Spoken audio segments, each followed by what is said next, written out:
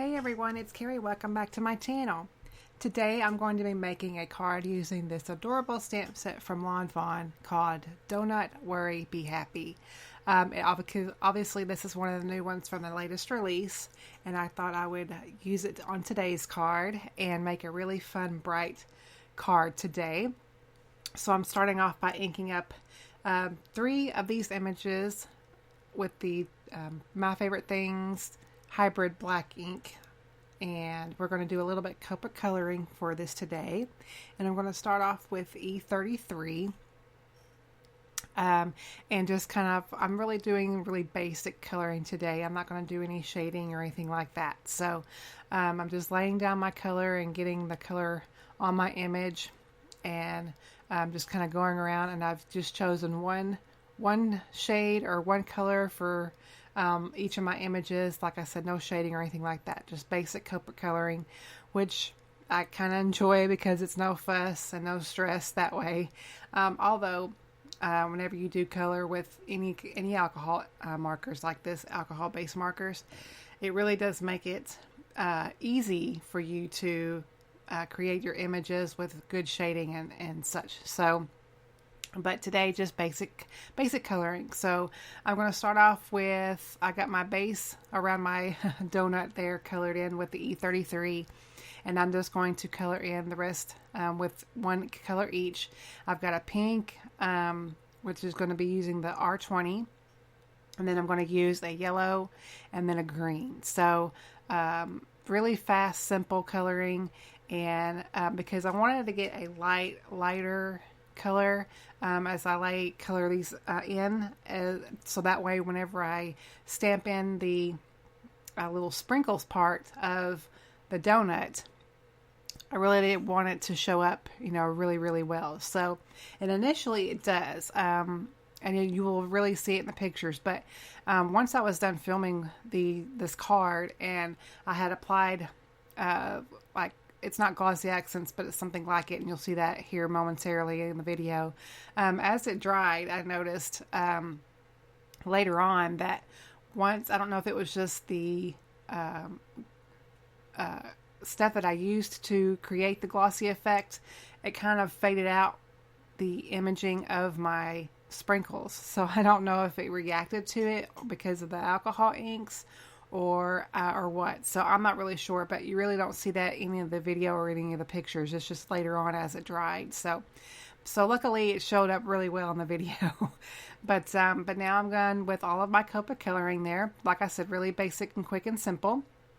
And now I'm going to go ahead and ink up the sprinkles portion, and I'm using the plastic flamingo ink for the pink donut, and then I've got sunshine for the yellow, and then jalapeno for the green. So it's really fun and really addicting to decorate your little donuts here. So, and of course donuts are really cute, but they're not really that great for you as far as eating them. But that doesn't usually stop most of us, does it? So, but anyway, so we're going to go ahead and die cut these out using the coordinating die, which is so cool that it cuts out the middle of the donut as well. And I've already cut down my card base. This is a piece of Simon Says stamp cardstock, and I've gone ahead and cut that down to an A2 size card base, and then I've gone ahead and scored it with my Teflon bone folder there. And I went ahead and off camera, as I was die cutting the little donuts out of my cardstock, I went ahead and did my rest of my die cutting as well. I'm just kind of showing you the dies here that I used, as well as the pattern papers, which is from the Perfectly Plaid 6x6 from Lawn Fawn. I absolutely love this 6x6. It's going to be one of my favorites. I already can tell that even though they give you 2 sheets of each pattern in this paper pack, I'm going to have to buy another one because I know I'm going to have to be using it quite a bit, simply because I'm trying to use pattern papers more, and plaid pattern papers are really up my alley. So now I'm going to go ahead and just arrange my little pieces here onto my little white little base. I cut this with the this is called the small journaling card die. And so I wanted a little white base to put my little donuts onto so you could see the sentiment. And I've kind of put them at a diagonal, like a not straight across. So just for something different. And now I'm going to go ahead and stamp down my sentiment, which obviously is from the same stamp set. And I'm using my Memento. No, this is not the Memento. This is still the My Favorite Things hybrid black ink. Since I used it to stamp with the donuts, I thought I would just use it while I had it on my desk, really. So now I'm going to go ahead and adhere my little donuts using my adhesive here. And I'm just going to, I debated on whether or not to put some foam adhesive on these, but I figured it probably wouldn't be a whole lot of a good idea, simply because I was going to put a little bit more extra weight as I was going to be adding the little glossy accents to it. So I'm just kind of placing that down, and you'll see here, once I get the green one on, I kind of noticed that I needed to move my yellow one a little bit more back to the left here, so the placement would be better. So I'm going to go ahead, and thankfully this hadn't adhered all the way yet, because this adhesive is very, very sticky. So this is the extreme adhesive. So I'm glad that I caught that when I did. So now I'm going to go ahead and place foam adhesive onto the back of this little panel here to pop it up, to give it just a little bit of dimension on the card. And once I get that all adhered, I'm going to take off the backings to that.